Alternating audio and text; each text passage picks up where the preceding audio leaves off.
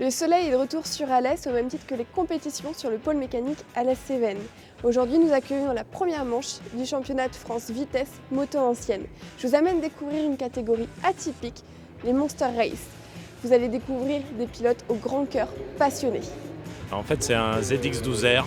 C'est un Street Triple 675 de 2008. C'est un ZX10R de 2010. Qui est un ZRX de 98. Marion, Yannick, c'est un grand plaisir de vous recevoir aujourd'hui sur le pôle. Est-ce que je peux vous demander de vous présenter en quelques mots ? Moi je m'appelle Marion et je suis la maman de la Monster Race. Bonjour, je suis Yannick et je suis le président du Hardcore Race Club qui organise cette petite sauterie, la Monster Race. Une course atypique, enfin du moins un petit championnat en interne des VMA atypique. Ça part d'où ? Alors ça part d'un magazine qui s'appelait Street Monster, qui était dédié au magazine moto typé Street Fighter.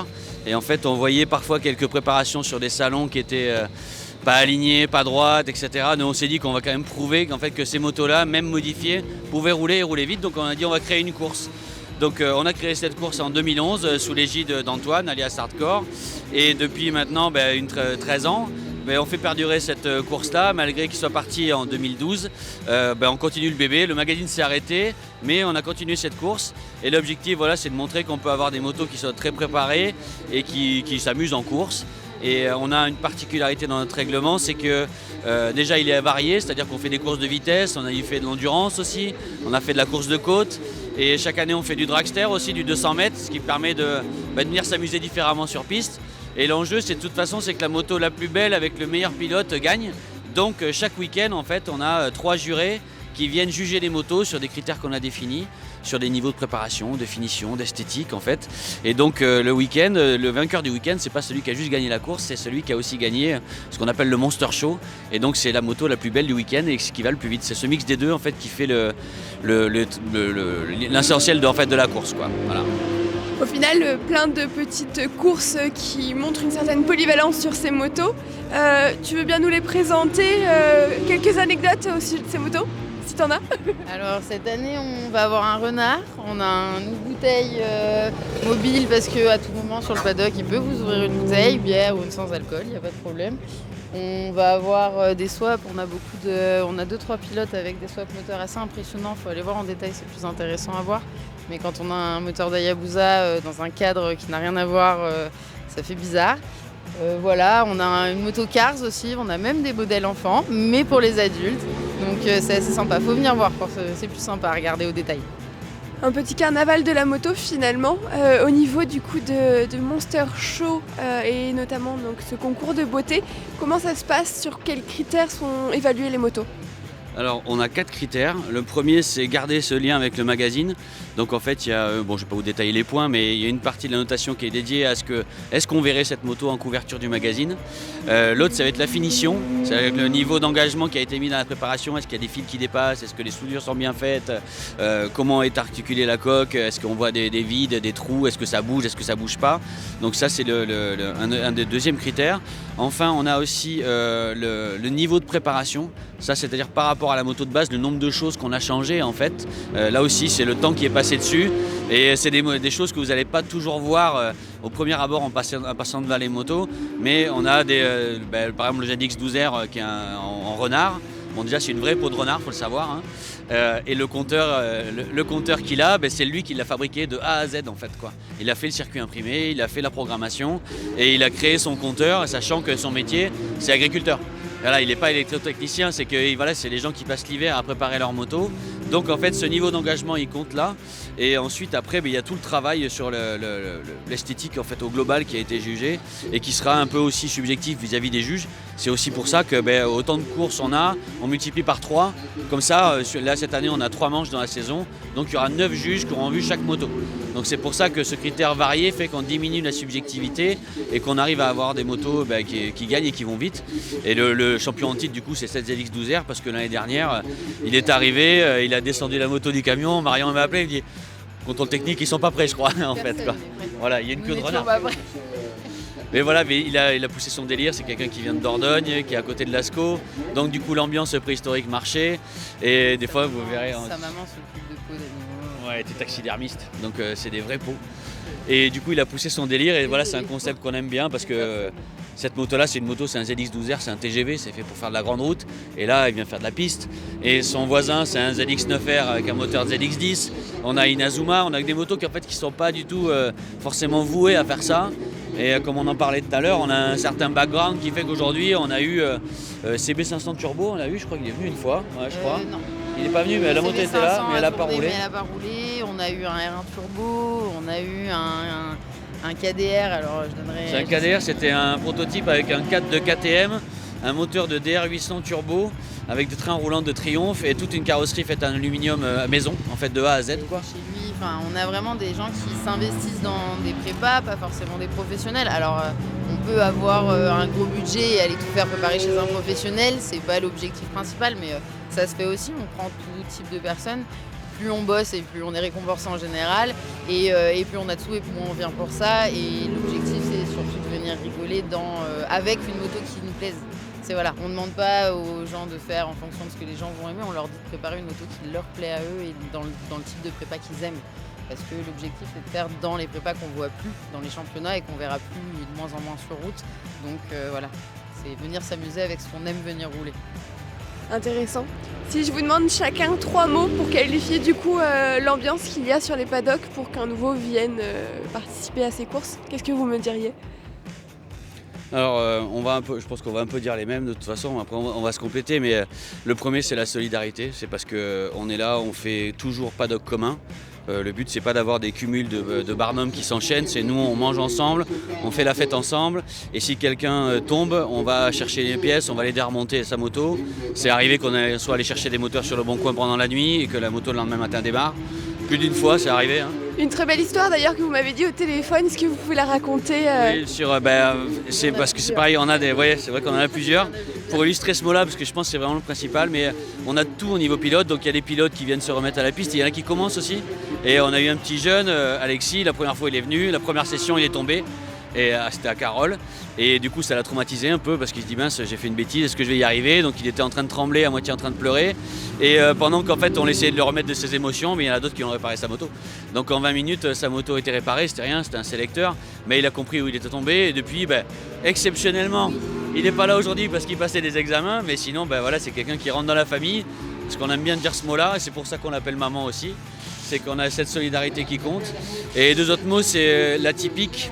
Parce que voilà, j'ai rien contre les motos sportives et carénées, mais on va se battre sur la piste avec du chrono, avec du posé de coude, etc. Alors nous, on a quelques pilotes qui vont quand même vite, faut pas dire non plus le contraire. Mais le but, c'est pas avoir un R6 bleu, un R6 rose, un R6 violet, c'est d'avoir des motos qu'on verra pas ailleurs. Donc on passe devant et on a le temps de regarder, on peut demander comment ont été faites les prépas, c'est ça qui nous distingue.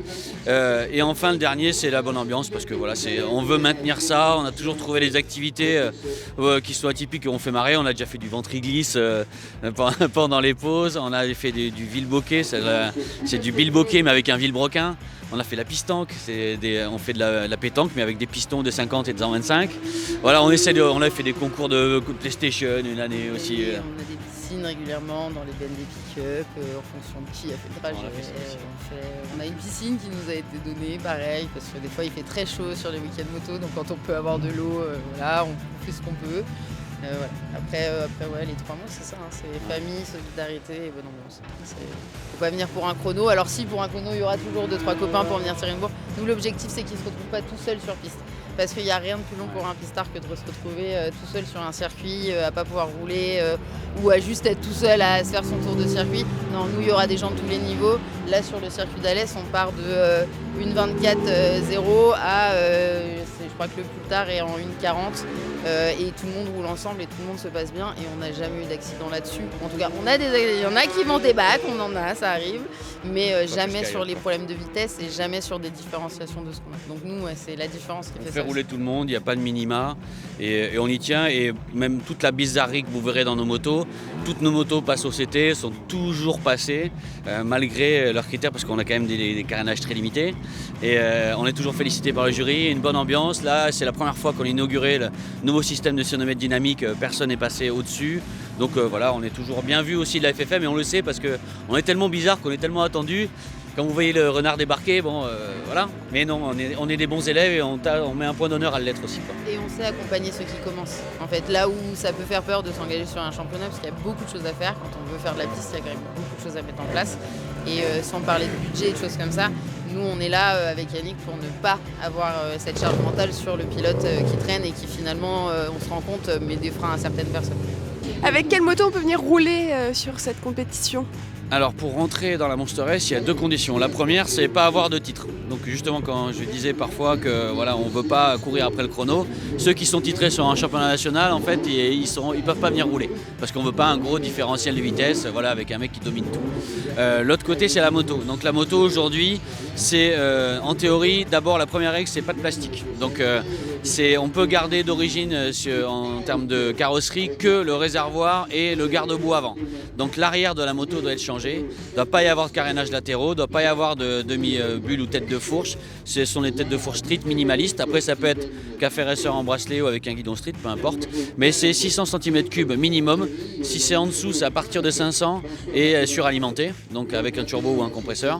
On a eu tout ça, hein, c'est pour ça qu'on a l'expérience. Ensuite, il n'y a pas de super motard, pas de cruiser et tout ça. Bien qu'on a des motos qui sont parfois tellement modifiées qu'à la base c'était des customs et au final ça vient sur la piste. On a eu des Harley, hein. On a eu une Harley aussi en open. Mais dans l'ensemble c'est une moto typée en street. En street avec une coque arrière modifiée, ça c'est le règlement minimal. Et après, si vous espérez gagner le Monster Show, généralement les éléments sont changés, soit ça peut être le bras oscillant, la fourche, le choix de la coque arrière, elle peut être fabriquée maison. Voilà, il y a plein d'éléments que vous découvrirez sur les motos en vidéo, quoi.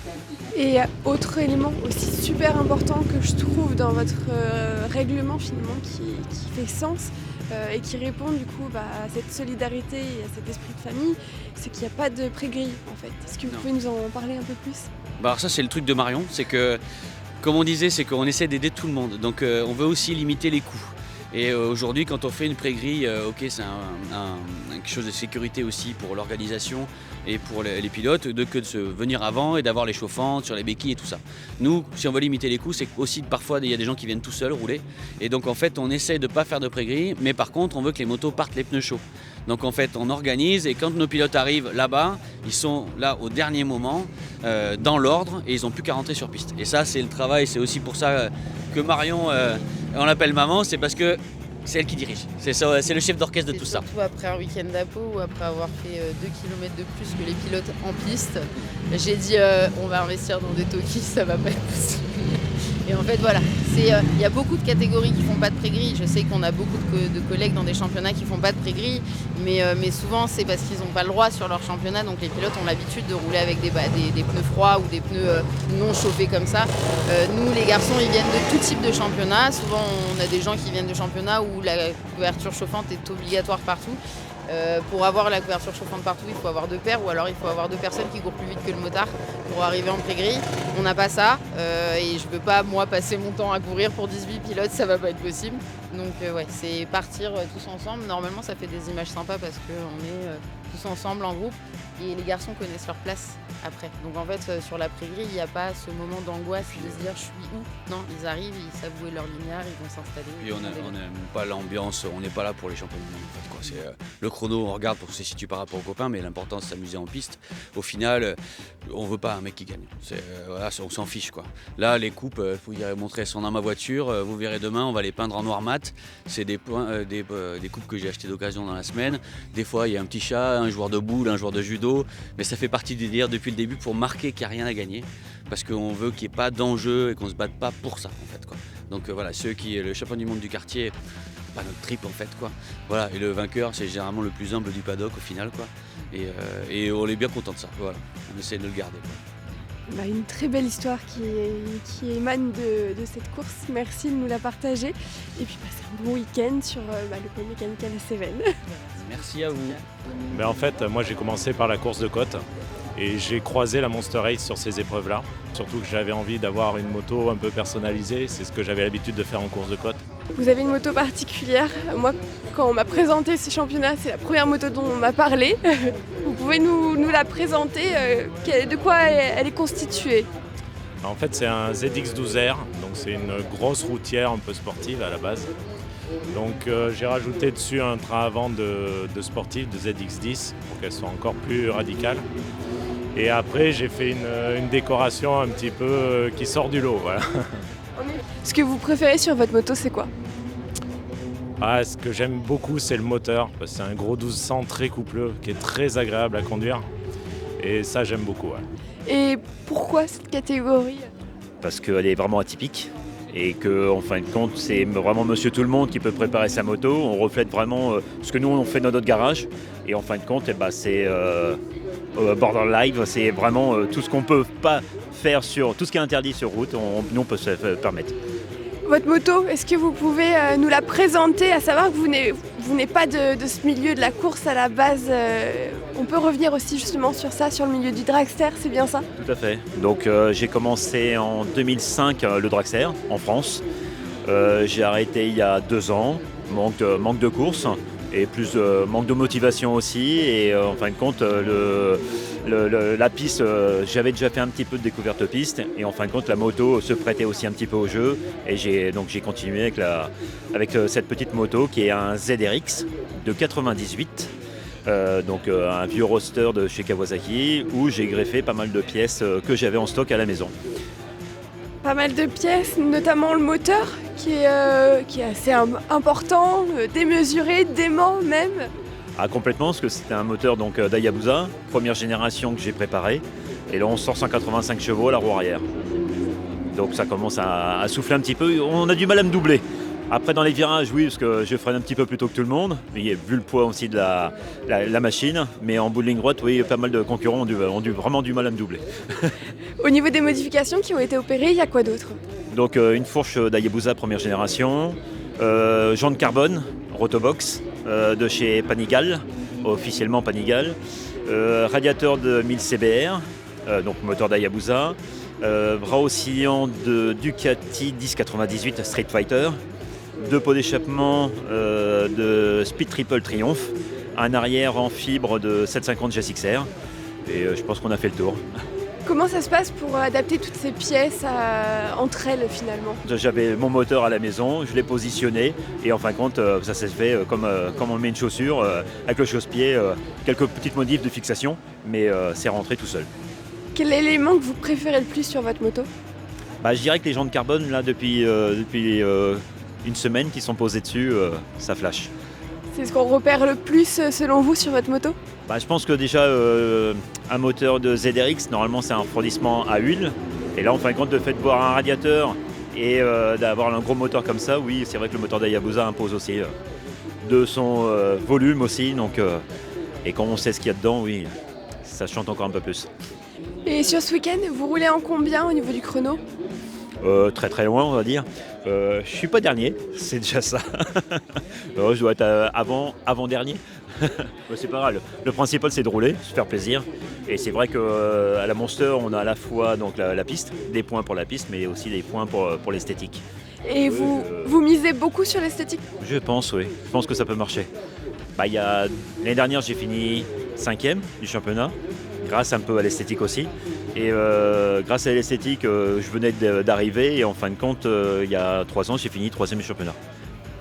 Donc aujourd'hui, vous espérez gros? Moi, m'améliorer en piste et garder encore un petit peu plus de points, même s'il y a pas mal de concurrents qui ont fait aussi des modifs cette année et qui pourraient me détrôner aussi. Après, c'est l'appréciation du jury. Alors du coup, moi, Joy, 34 ans, et je fais de la piste et en compétition et en loisir depuis 3 ans. 3 ans sur la Monster Race, avec la même moto ou tu as changé? Ouais, la même moto mais qui évolue tous les ans. Tu peux nous la présenter un peu dans le détail? De quoi elle est constituée? Quels sont les éléments qui font d'elle une moto unique?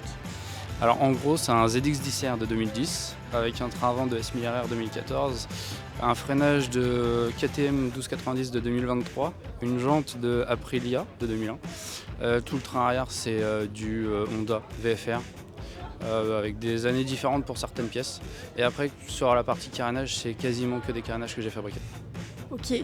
Est-ce que tu peux nous parler de cette peinture? On ne peut même pas qualifier ça de peinture, parce qu'il y a un style particulier, dis-nous tout.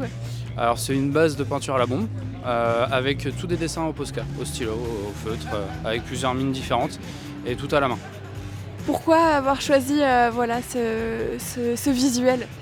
À la base j'aimais bien la déco cartoon, un peu style ancienne, et du coup je me suis inspiré de ça pour faire ça. Il y a un truc que tu aimes vraiment sur ta moto?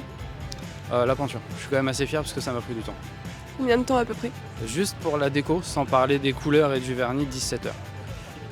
Pourquoi participer du coup à cette course? Comment t'en es venu à t'y intéresser et à franchir le pas? Ça faisait déjà longtemps que je suivais, de loin, et puis après c'est pour être avec les copains surtout.